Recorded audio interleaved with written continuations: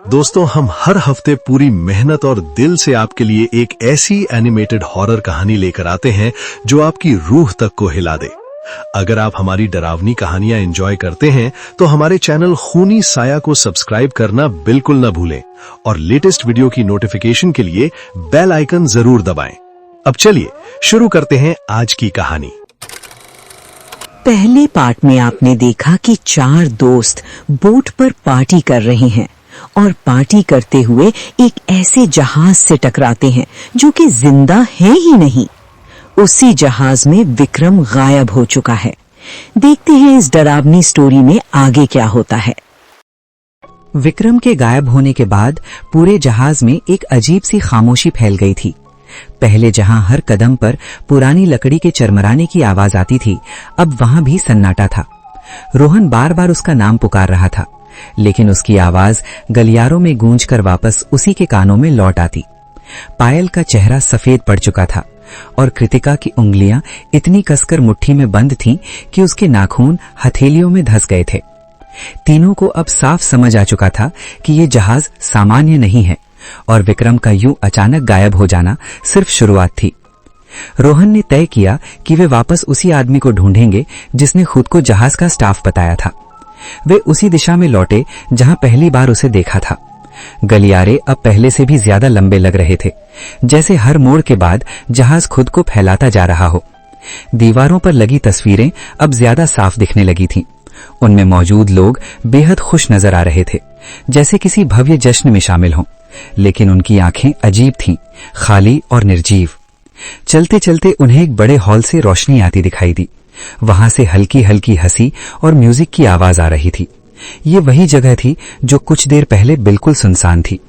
जैसे ही वे हॉल के अंदर पहुंचे, उनके कदम अपने आप रुक गए। पूरा हॉल लोगों से भरा हुआ था। शानदार कपड़े पहने पुरुष और महिलाएं, टेबलों पर सजी शराब, धीमा संगीत और एक नकली सी खुशियां। लेकिन इस सब के बीच कुछ बहुत गलत था। किसी भी इंसान की परछाई जमीन पर नहीं पड़ रही थी। पायल ने कांपती आवाज में कहा कि शायद वे किसी स्टाफ पार्टी में आ गए हैं, लेकिन रोहन जानता था कि यह सच नहीं हो सकता। जैसे ही वो पीछे मुड़कर देखने लगा, हॉल का दरवाजा अपने आप बंद हो गया। कृतिका ने हैंडल घुमाने की कोशिश की, लेकिन वो जैसे दीवार से चिपक चुका था। तभी वही बूढ़ा आदमी सामने आया। इस बार उसके चेहरे पर वो नकली शांति नहीं थी, बल्कि एक ठंडी संतुष्टि थी। उसने कहा कि उन्हें डरने की जरूरत नहीं है, क्योंकि ये जहाज हर मेहमान का स्वागत ऐसे ही करता है।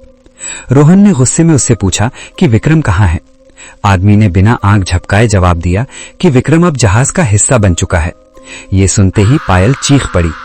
तभी संगीत अचानक तेज हो गया और हॉल में मौजूद लोग नाचने लगे। उनकी मूवमेंट अजीब थे, टूटे हुए, झटकों से भरे, जैसे कोई अदृश्य डोर उन्हें चला रही हो। रोहन को अचानक एहसास हुआ कि नाचते हुए लोगों में उसे विक्रम की जैकेट दिखाई दी, लेकिन उसका चेहरा बिल्कुल अलग था, नीला, सूजा हुआ और आंखें बिना पलक झपकाए खुली हुई। कृतिका ने रोते हुए रोहन का हाथ खींचा और भागने की कोशिश की, लेकिन तभी जमीन से ठंडी धुंध उठने लगी। धुंध के बीच से कई हाथ बाहर आए और नाचते हुए लोगों के पैरों से लिपट गए। कुछ ही सेकंड में कई लोग जमीन में समा गए, लेकिन उनकी हंसी बंद नहीं हुई। वो हंसी अब दर्द और यातना में बदल चुकी थी। बूढ़ा आदमी उन्हें देखता रहा, जैसे ये सब उसके लिए एक रोजमर्रा का नजारा हो। किसी तरह रोहन और कृतिका ने पायल को पकड़कर एक साइड दरवाजा तोड़ा और बाहर निकल आए। गलियारे में भागते समय उन्हें कई कमरों के दरवाजे खुले मिले।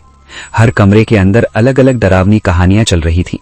कहीं कोई आदमी दीवार से खुद को टकरा रहा था, कहीं कोई औरत पानी से भरे टब में सांस लेने की कोशिश कर रही थी और कहीं बच्चे कोनों में बैठकर बिना आवाज के रो रहे थे। भागते भागते वे एक बड़े कंट्रोल रूम में पहुंच गए। वहां दीवारों पर जहाज के ब्लूप्रिंट टंगे हुए थे। रोहन ने जल्दी जल्दी उन्हें पढ़ना शुरू किया। तभी उसे एहसास हुआ कि जहाज का नक्शा बदल रहा था। रास्ते, कमरे और डेक अपनी जगह बदल रहे थे, जैसे ये जहाज खुद एक जिंदा प्राणी हो जो शिकार को फंसाने के लिए हर सेकंड खुद को ढाल रहा हो। पायल अब लगभग टूट चुकी थी। उसने कहा कि उसे विक्रम की आवाज सुनाई दे रही है जो उसे बुला रहा है। कृतिका ने उसे रोकने की कोशिश की, लेकिन पायल अचानक कंट्रोल रूम से बाहर भाग गई। रोहन और कृतिका उसके पीछे दौड़े, लेकिन वो मोड़ लेते ही आंखों से ओझल हो गई। कुछ ही पल बाद उसकी चीख सुनाई दी, लंबी और बेहद दर्दनाक। जब वे उस जगह पहुंचे, वहां सिर्फ पायल का मोबाइल फोन पड़ा था, जिसकी स्क्रीन पर एक फोटो खुली हुई थी। उस फोटो में पायल खुद थी, लेकिन पीछे एक परछाई खड़ी मुस्कुरा रही थी। रोहन अब पूरी तरह समझ चुका था कि ये जहाज लोगों की यादों, उनके डर और उनकी कमजोरियों से खेल रहा है। वो कृतिका को लेकर किसी भी हालत में इस जहाज से बाहर निकलना चाहता था। उसी वक्त इंटरकॉम पर एक आवाज गूंजी। वही आदमी बोल रहा था। उसने कहा कि अगर वे जिंदा बाहर जाना चाहते हैं तो उन्हें जहाज के सबसे निचले हिस्से में जाना होगा, जहां सच्चाई छिपी है। डर के बावजूद उनके पास कोई और रास्ता नहीं था। वे नीचे की ओर जाने वाली सीढ़ियों की तरफ बढ़े। जैसे जैसे वे नीचे जाते गए, हवा और भारी होती चली गई। हर कदम के साथ दीवारों से फुसफुसाहट की आवाज आने लगी। उन आवाजों में उन्हें अपने दोस्तों के नाम सुनाई दे रहे थे। सबसे नीचे पहुंचते ही उन्होंने देखा एक विशाल बंद दरवाजा, जिस पर खून से लिखा था, यहां से कोई वापस नहीं गया। रोहन ने कांपते हाथों से दरवाजा खोला और उसके अंदर उन्हें जहाज का असली चेहरा दिखने वाला था।